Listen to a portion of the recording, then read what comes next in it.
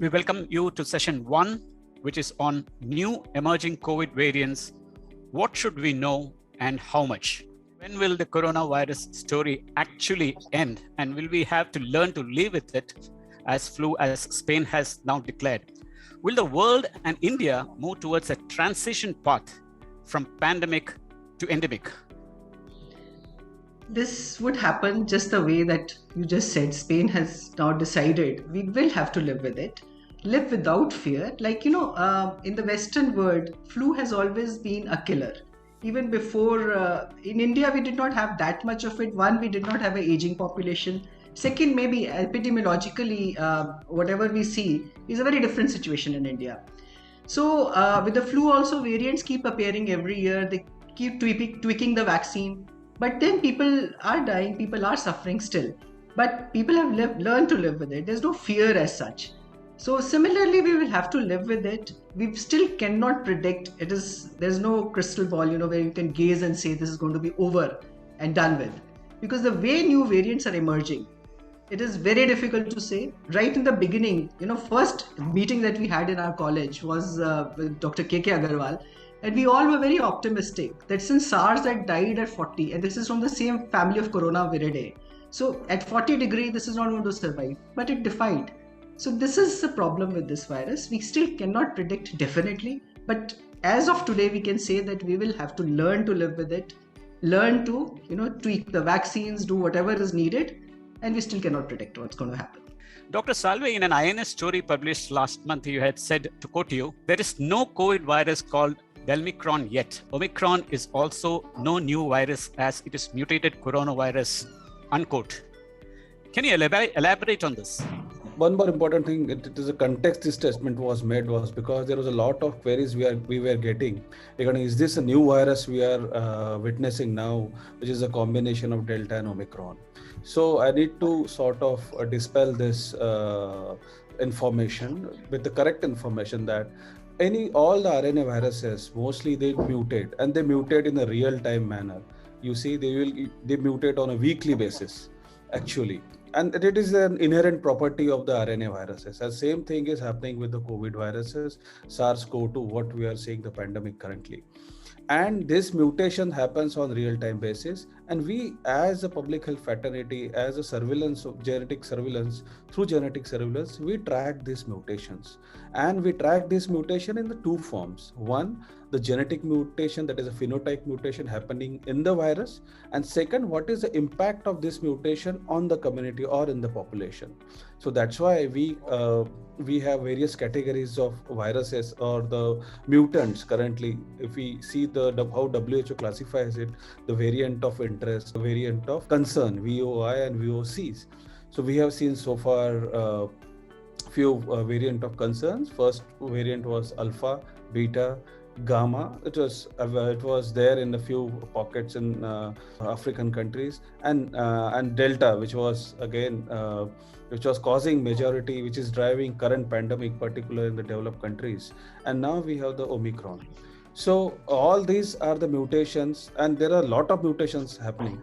So what you rightly said, and it rightly titled, how much we should know about the mutation. We should always know that whatever is there, the prevention and protection sort of techniques or strategies remains the same as far as the mutation is concerned. But yes, as a policymakers, as a epidemiologist, we need to track the mutations in order to see how the pandemic will go in the future conditions. A recent study based on COVID war room data in Karnataka has shown that children were least affected. What are your views? They've been doing a lot of clinical trials about the vaccinations that are going to be available for the kids below 10. So now, I personally, because I've come to Karnataka to do a project, basically a project implementation on COVID-19 vaccinations for the mobile population. So we're doing this drive for the truckers and for the female sex workers and the allied population, so on and so forth. So I really cannot, we've not got much information about this from the Karnataka State Health Authorities either. So yeah, I'm working very closely with JSI and the State Health Authorities in Karnataka, in Bangalore especially.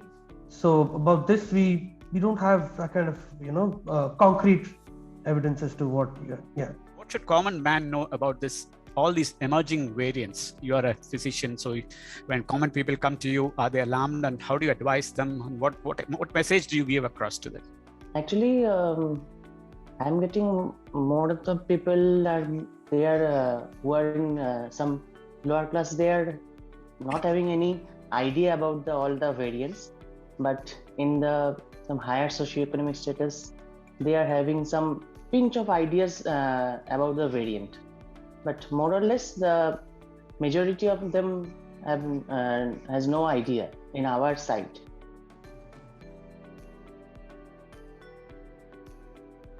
So, sir, when you talked about COVID pills, sir, like starting from because most of these COVID pills are under emergency use authorization. So first, for particularly from a general public point of view, what would this mean, emergency use authorization, from their perspective, what they should understand about it? Second would be like so many guidelines and counter opinions coming on pills. So how much people should actually absorb and believe? Say in case of even you just spoke about molnupiravir, and that has started with remdesivir also earlier. When remdesivir started, WHO gave a different statement, and then now it is in regular practice by the practitioners are saying. So there's always also a clash of opinion between the researchers, scientists, and the practicing doctors who are seeing something else or some better benefits while they're treating patients, particularly when limited options are available, sir. What people should know about emergency use authorizations? See, all drugs, normally a drug takes couple of years. Vaccines also take couple of years to work. So whether it is a drug or a vaccine, these are all early use and rapidly developed vaccines. Normally, if you see in history of medicine, vaccines took 8-10 years to develop or 20 years to develop. Similarly, for any new therapy to come, it takes a couple of years to develop. So obviously, these are all repurposed drugs which have been used overnight. But the data generated, as I said, has been reasonably robust. And the new age pills which are coming in, whether it is the latest data on remdesivir, the latest data on molnupiravir, that is saving lives. See, we started with the story of hydroxychloroquine, ivermectin, and the early remdesivir days when there was no data. So we started with nothing, and only we found out that dexamethasone worked only in severe cases, and oxygen and prone position and nursing care. So that is how therapy evolves. So when we have a new disease which is evolving with new strains, obviously we will have new age agents. We have to choose the most vulnerable group. So for me, as a treating doctor, it's a very simple algorithm. Look, for lay people, they should go by their doctor's advice, because every patient is different and the profile of every patient is different. So if somebody is asymptomatic, is 85 years old, has just mild hypertension treated with one tablet, completely asymptomatic, CBC, CRP, nothing is needed. You just need observation. You need temperature monitoring and saturation monitoring. But the same 85-year-old has a little bit of kidney issue, has hypertension, diabetes, which is very high, probably, and is symptomatic with persistent fever of 100 and above, probably will need, if can be managed at home, an oral pill, or may need to go to a hospital and need an injection. So every case is different. For me, who is most likely to die? For me, every human life is important. So the idea of using these patients and these pills are in the most vulnerable groups. So saving that life in the vulnerable group who's likely to deteriorate definitely matters. And if there's data and evidence to show that it might be saving lives, and all these newer therapies definitely have data to show that at least in the Delta variant, they save lives. So if there's lung involvement, they save lives.